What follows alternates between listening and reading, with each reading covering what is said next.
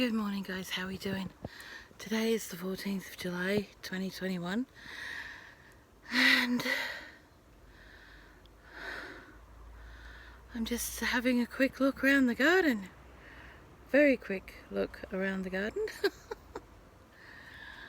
I spent the morning in bed. It's 6 o'clock now. I say the morning. I get up at about 4. Okay, I wake up at about 4. And I sit in bed for a bit and I let my body relax and chill itself out and sort itself out and do the things that it needs to do to feel better in that moment. I'm looking for more olive flowers. I gotta get a picture for my sissy. For my Perkle, hang on.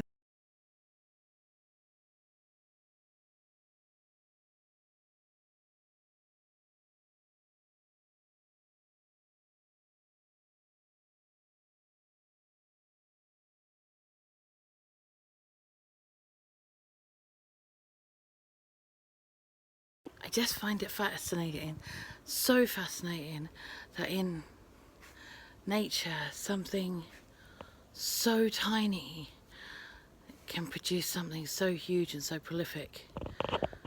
You know, when we talk about planting a seed, you know, it doesn't have to be a huge seed. You guys who are gardening, you know how small some of our seeds are, right? Oh boy, some of those things, you can't just plant one. It's not possible.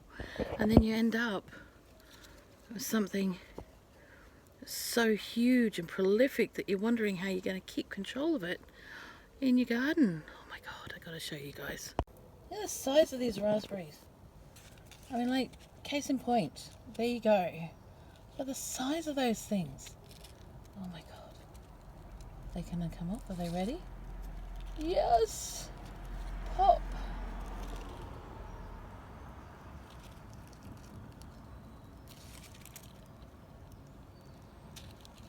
Yes! Pop! Oh my god.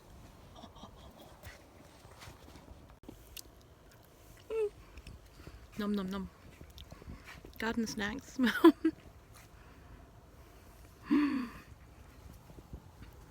And loganberries. Just little ones. And blueberries. They just pop straight off.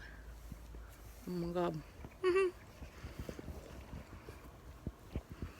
So this week it's supposed to be quite warm. And I know that sounds strange coming from an Aussie, but I'm an Aussie that doesn't deal well with a lot of heat at all. I don't deal well with heat. Don't deal well with cold, actually. Any of it. It's terrifying and it hurts.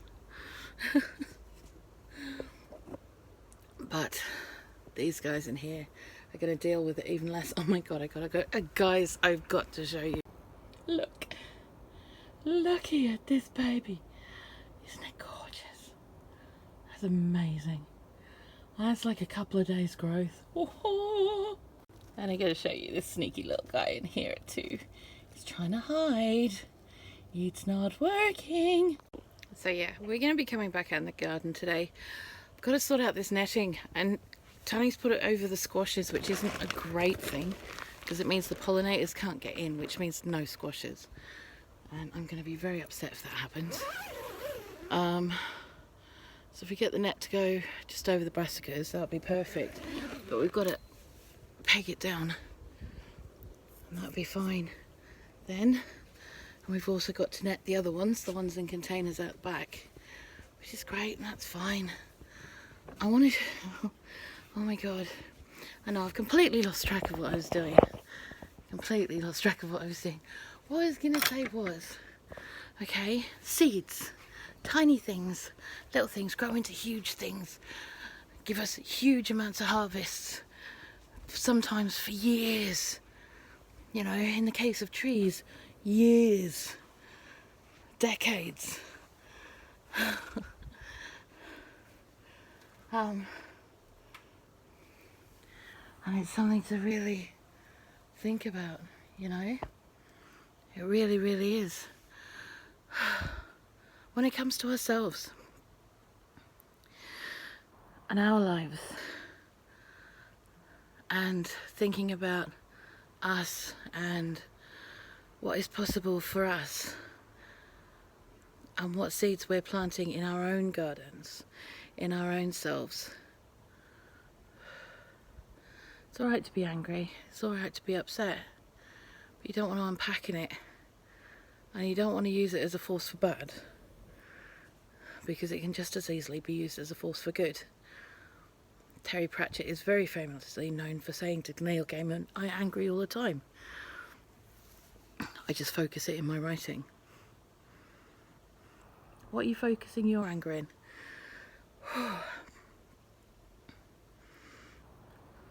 How are you turning it around for you?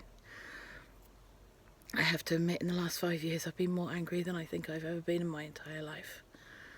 And seeing what this country is doing to itself, what it's becoming. And all I can do is focus on the good things. I can focus, yes, I know what's going on, I'm not an idiot.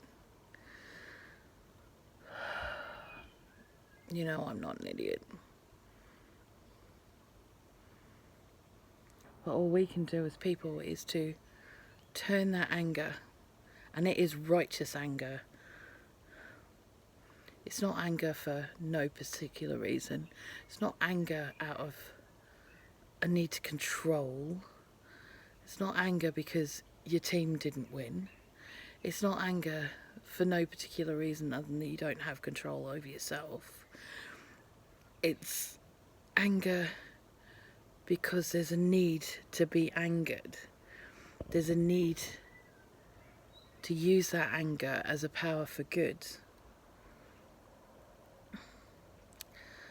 So today I spent the first hour of my awake time sitting in bed watching baby videos, little brothers and sisters being reintroduced to their little baby sister or brother for the first time. And can I just say, that's the kind of little spark of joy that we all need in our lives. Find the thing that gives you joy. I didn't want to cook last night. I was feeling like shite. Tanny bought me a takeaway.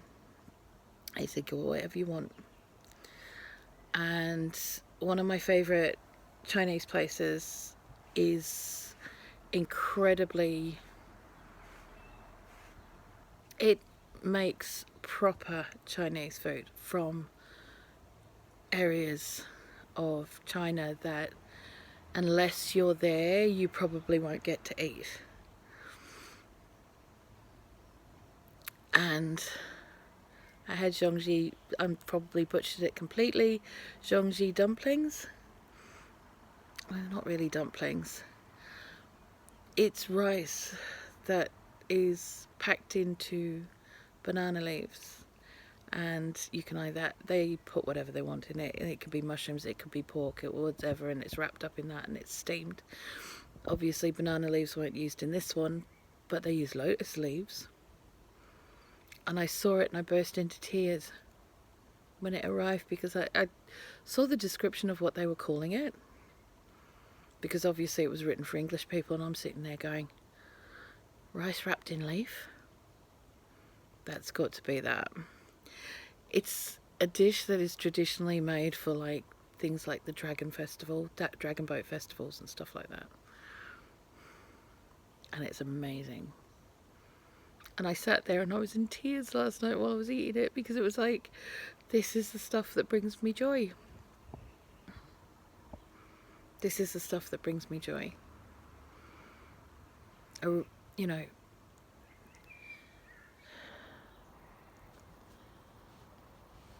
truth.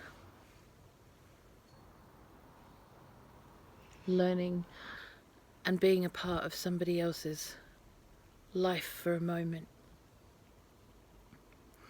on a level of understanding that you just sit there and you just go, Tanny's looking at me like I'm a mad woman. Yeah, okay, I'm a mad woman, but not that kind of mad woman, but you know. And he's like, what is wrong with you now? And I'm like, you just don't get it. You don't get it. I find joy in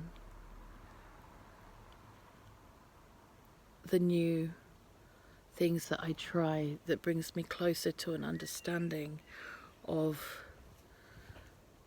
others.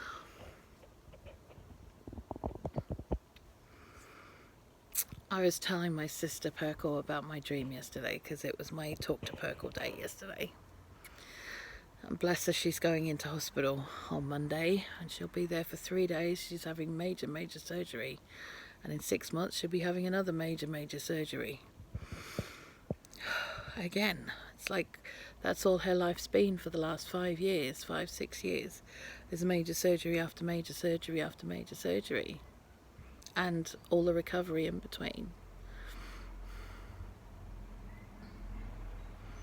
And I look at her and she's got a big grin on her face. And I was telling her about my dream and she goes, you can't help yourself, can you? It's like, no, I really can't. Her biggest concern is that as I do this, as with everything else that I've tried and I've done, and it's not that I've tried, I've done it. Someone has derailed me, or there's been people who stab you in the back, or there's been people that do things that they shouldn't. And it breaks your heart. And I take that to heart.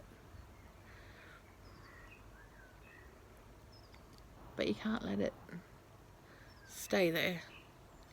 And you have to move on. By the time it's time for me to do this, I'll be ready to do it. There's a lot of planning to be involved yet. But that's okay.